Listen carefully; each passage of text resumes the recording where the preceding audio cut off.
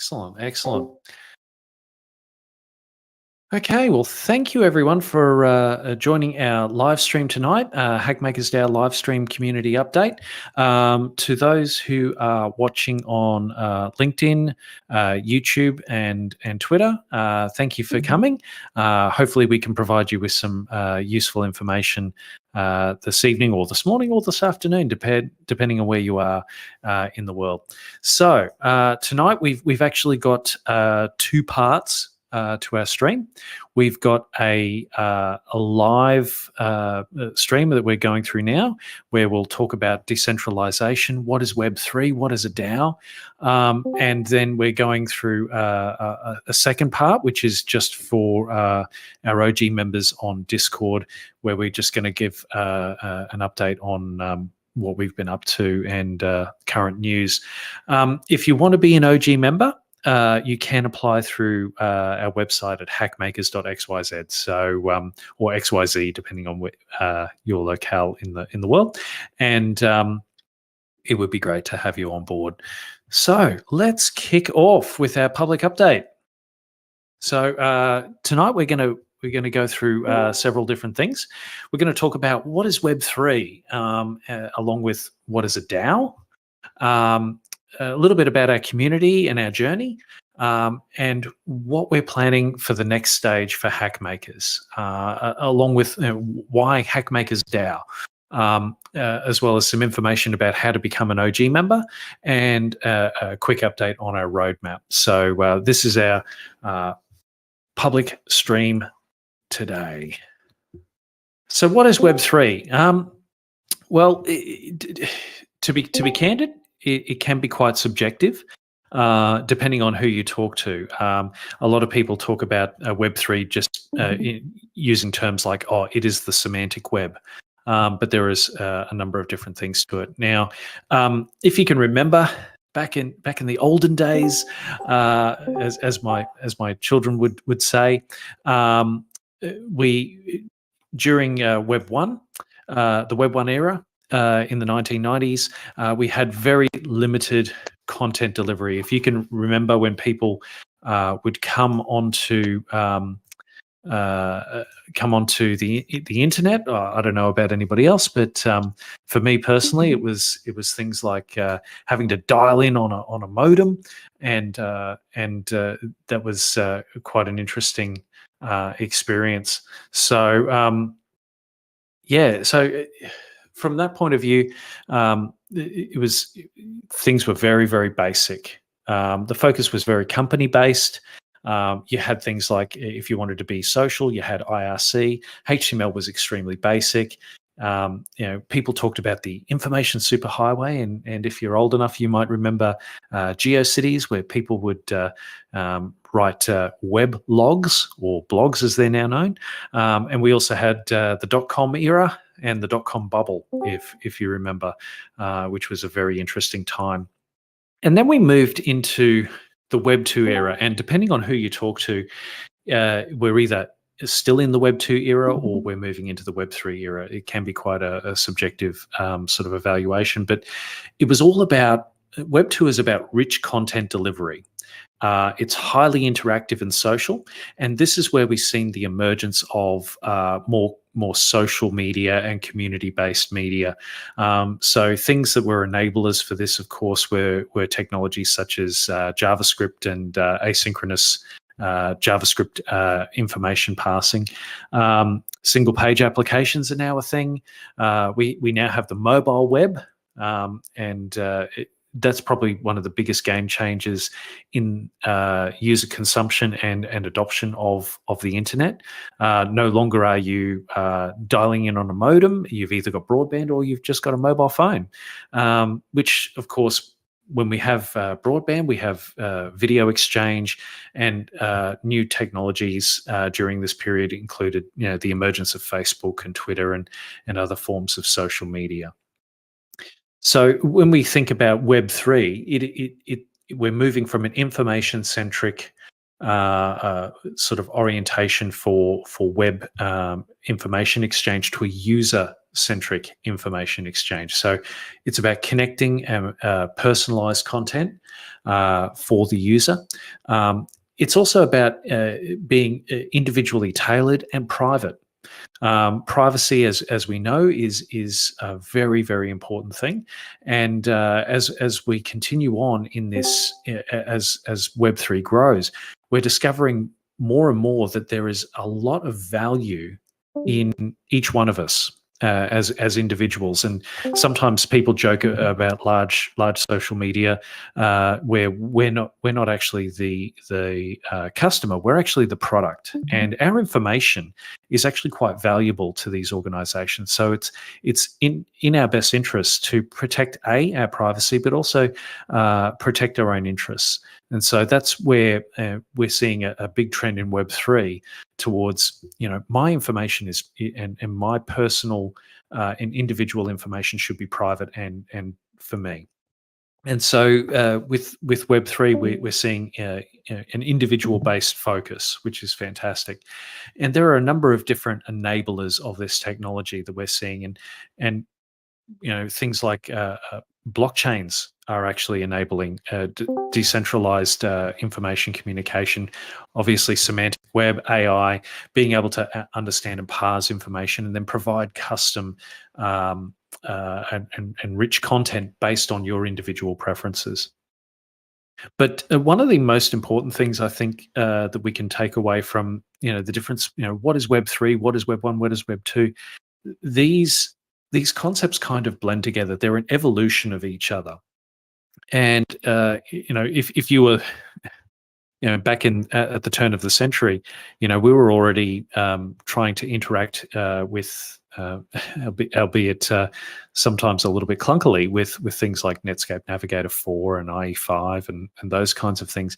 But as we transitioned away from those really early things like Mosaic and the early Netscapes, it evolves over time. It changes and blends, and who knows what the next trend will be. I know that Jack Dorsey has quipped in his presentations about Web 5, which is actually the blend of Web 2 and Web 3.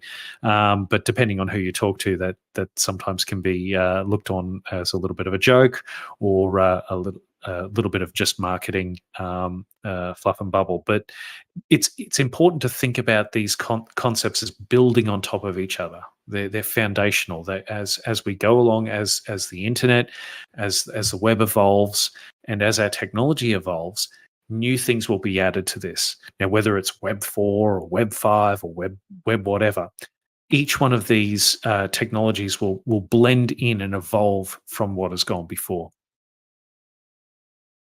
So on that note, we can also think about, well, what is a DAO, which is quite an interesting concept. It is actually a new type of organizational structure.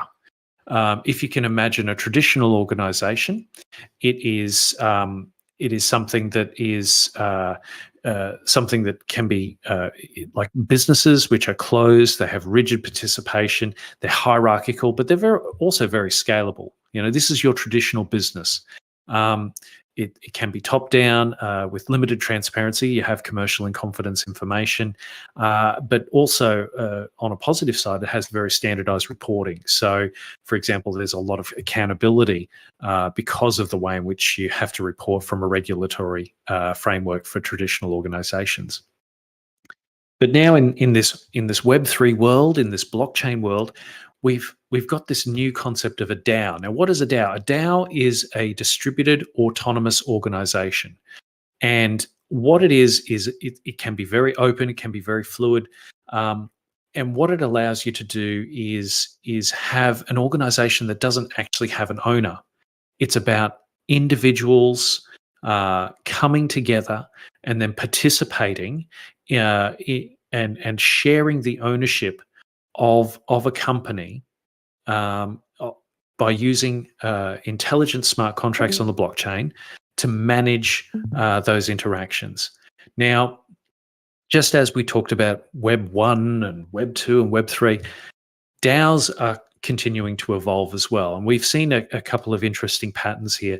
You can think of a lot of earlier DAOs as very chaotic, but also very very open. There's a lot of fluid participation. People can come into them and go out of them, and people can participate in any way that they want. The difficulty, of course, is when you have no sort of structure, it can be difficult to scale that type of organization. It also means that sometimes it's very difficult for that style of organization to either execute on a strategy or make a move quickly and rapidly. Of course, as this has changed over time, people have gone, well, we need to actually adopt some additional concepts to actually help with organizations that do want to become DAOs, do want to be distributed, and do want to have participation and membership and ownership that's distributed across a wide and global community. And so there are some interesting things such as committees, structures. There are emergent structures to sort of help and enable adaptable and scalable business models in these types of DAOs. Of course, these structures also help with bottom-up standardization, which means that everybody gets to participate, everybody has a say, and it's coming from every individual that's participating in that DAO, which is fantastic. There's no sort of overarching, well, I'm the biggest and I get to say what goes. And one of the things that DAOs are using now is on-chain and off-chain components to execute on voting, making decisions, and then moving the structure forward. So there's some really interesting things there. And as we continue, what we're going to find is that more and more organizations that are DAOs are going to evolve into either, maybe a DAO 1 structure or a DAO 2 structure or something completely different. It's a learning experience, and we're really at the beginning of this. Even though DAOs have been structurally around for several years, we're still at a very, very early stage in their evolution. So we're going to change gears here and talk a little bit about Hackmakers. Now, for those of you who are tuning in on our live stream, you may not necessarily know who we are, and we've been around for a couple of years. Since 2020, we formed around some really powerful ideas about how could we bring together a global community to solve real for-purpose problems. And over that time, we've had many clients that have engaged with us, including Oracle, Polygon, New South Wales Government, and many, many others, UNESCO, who have come together, and we have worked together to deliver for-purpose hackathons. Now, what is a hackathon? If you don't already know, it's like an innovation marathon. And we've been able to help many organizations come together and work with us over this time. And we've got an amazing community of over 15,000 community users, 70,000 LinkedIn followers, and hopefully some of them are on the stream tonight. Great to have you with us. But we've delivered many innovation events, had some amazing speakers, and as a community, we've delivered, we've delivered many engaged communities and partners across the world, and that's been fantastic. So together, we have delivered some of the largest hackathons in the world. It's actually true. Some of the size and scale is amazing. Some of the largest hackathons in the world, and consistently, we've outpaced other solutions by 200 to 500% in terms of engagement. And really, that's not because of any one thing.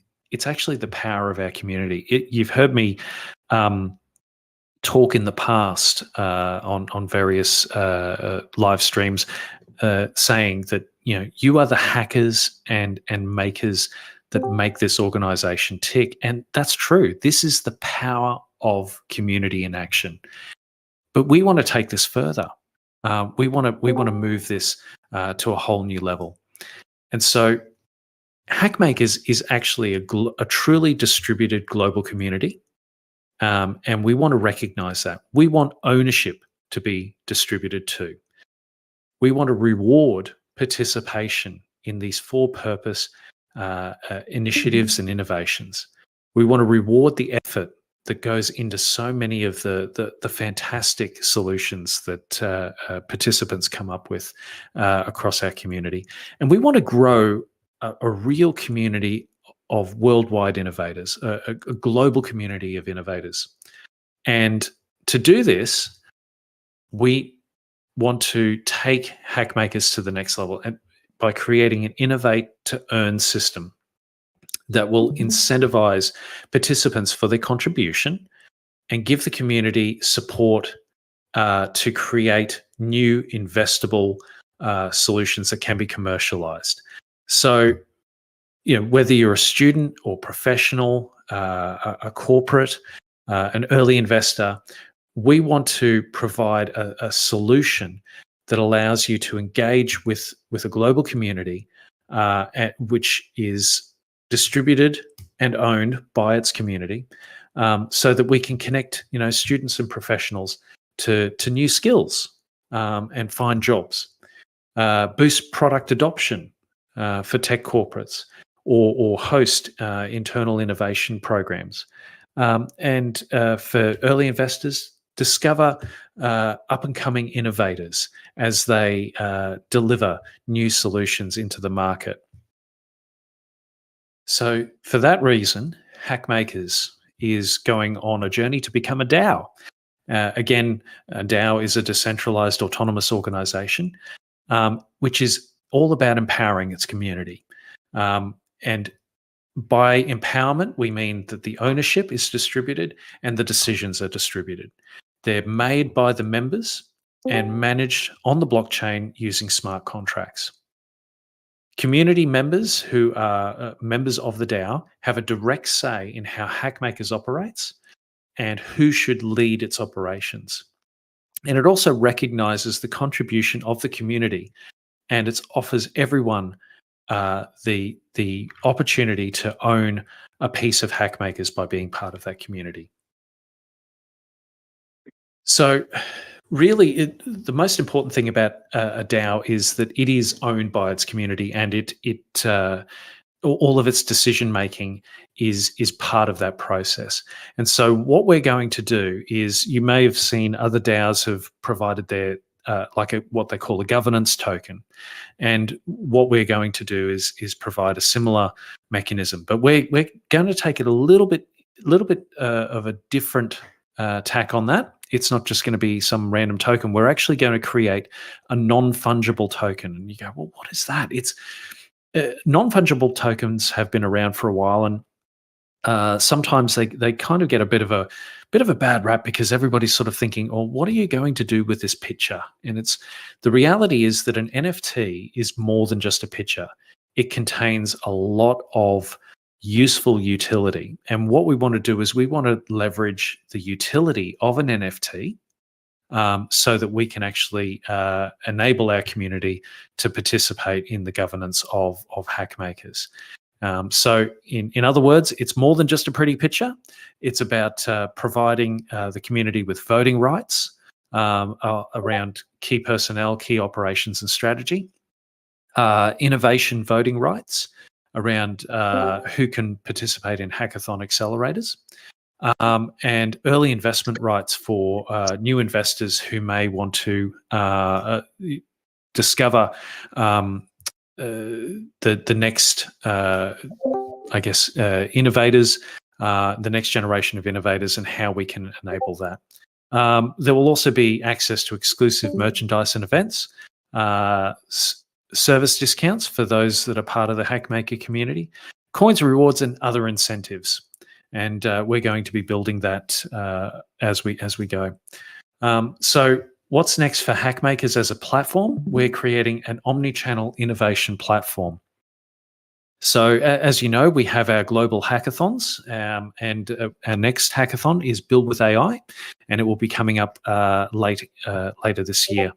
However, we're going to take this a step further and also provide hackathon as a service that can then be consumed by organizations, as well as a startup accelerator to help take community innovations to the next level. So to be part of Hackmakers, HackmakersDAO, we are looking for members of the community who are willing to come on the journey with us and be effectively leaders in this community to help us grow and help us to take HackmakersDAO to the next level. So what we're looking for is members to become OG or original generation members. And many of you on the stream tonight have been participants in Hackmakers before. I can see many names here on our Discord stream that have been regular participants and fantastic members of the community. And what we're asking for is, can you help us to get the message out about Hackmakers DAO, sharing your experiences on social media and letting others know in the community, as well as also participating in key committee activities. So we're asking, for example, we have several different committees, and we want the rest of our community and our OG members to help provide diverse, useful, and insightful feedback and activity as we move along. Now, this isn't all just because we want a whole bunch of volunteers. What we want to do is we actually want to provide a recognition for the effort that you are putting in as an OG member. And so every OG member before the public release of our NFT will receive one free Hackmakers NFT and the option to purchase 2 more NFTs at 50% off before the public release. So it's a great opportunity. It's a recognition of the effort that you and contribution that you have made as part of being a member of Hackmakers DAO. So our roadmap, as it stands, we've come on a long journey since 2020, and then earlier this year we made the decision to take our community to the next level and provide distributed ownership of the community through a DAO structure. And we are still on track for an NFT drop in Q4. And that will signal the public release of Hackmakers DAO NFTs. So we're really looking forward to this journey and everybody's participation in it. So that concludes our public update for this evening on our live streams. And we are actually going to move into a second period here of presentation where we're going to be going through additional information with our OG members. And if you want to be an OG member, you can apply through hackmakers.xyz or XYZ. But also remember to follow our updates at HackmakersDAO on Twitter, because we've got a lot of interesting information and content that is being published there that is pertinent and relevant to us as a community. So again, thank you so much for joining us on our live stream this evening, and we look forward to additional updates that are coming very, very soon. So look forward to seeing you on this journey with us. Thank you.